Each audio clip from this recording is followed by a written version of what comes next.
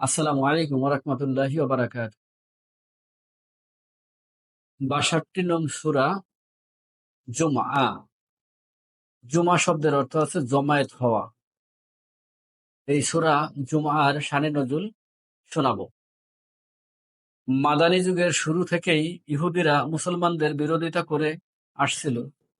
আল্লাহর রাসূলকে তারা কখনোই মেনে নিতে পারেননি, কারণ তাদের আশা ছিল নবী রাসূল যদি আসেন তাহলে তাদের বংশ থেকেই আসবে। যেহেতু নবীজি তাদের বংশ থেকে আসেনি, তাই শুরু থেকেই গোঁয়ার্তুমি করে গেছে তারা।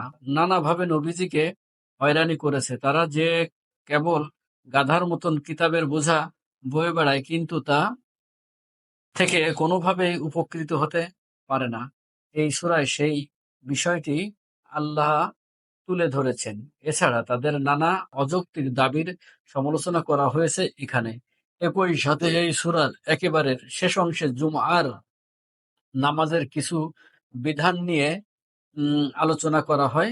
মদিনায় একটা সময় খাবার ও অন্যান্য জিনিসপত্রের দাম খুব বেড়ে গিয়েছিল। ঠিক ওই সময়ই এক জুমার দিন আল্লাহর রসুল সাল্লাল্লাহু আলাইহি ওয়াসাল্লাম খুতবা দিচ্ছিলেন।